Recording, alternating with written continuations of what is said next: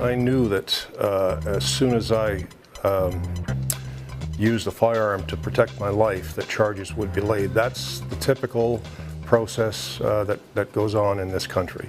The Crown seemed to have an agenda to make an example of me that would put the fear into every firearms owner in Canada that you are not allowed to defend your life.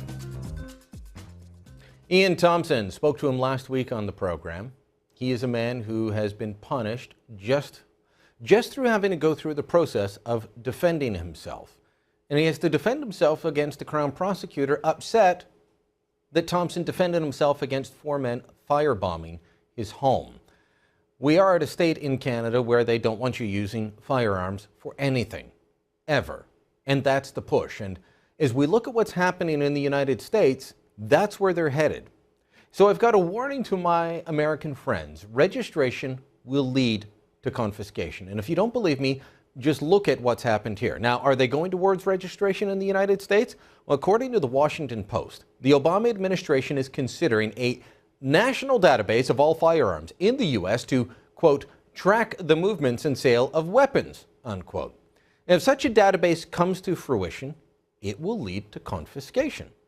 Last year, we ended our national long gun registry here in Canada. It was a national database of every rifle and shotgun in the country that was supposed to help police, well, track the movement and sale of weapons. Now, when it was introduced 20 years ago, critics said, hold on. If we register the firearms, they're going to be confiscated. And that criticism was just dismissed. It was ridiculed. Yet that's what was happening right up until the long gun registry was dismantled. As recently as last winter, law-abiding gun owners who had complied with the registry were having their rifles confiscated. In late 2011, hundreds, if not thousands of people who had legally purchased the Army Jaeger AP-80, a .22 caliber variant of the AK-47, were informed that their rifles had been deemed illegal and must be surrendered. The letter read, "You are required by law to return your firearm registration certificates without delay, either by mail to the address shown in the top left corner of this page or in person to a peace officer or firearms officers. You have 30 days to deliver your firearm to a peace officer, firearms officer, or chief firearms officer, or to otherwise lawfully dispose of them." That was sent out by the Canadian Firearms Centre. The reason for the need to surrender what had been legal firearms was simply cosmetic. The AP-80 looked too similar to the AK-47. There were no interchangeable parts between the two rifles. The rifles were vastly different in terms of what kinds of ammunition they used. They also had vastly different uses, but they looked the same. And that was enough. That was enough. And what is more worrisome was that the decision to reclassify what had been a legal rifle for years and years, that decision was made by a bureaucrat, not by elected officials. There was no debate, no vote. It was just a bureaucratic decision. Somebody that felt the AP-80, legally owned for decades, was now too dangerous to be privately owned by law-abiding Canadians. Now, of course, confiscation of firearms could just be the start of it all.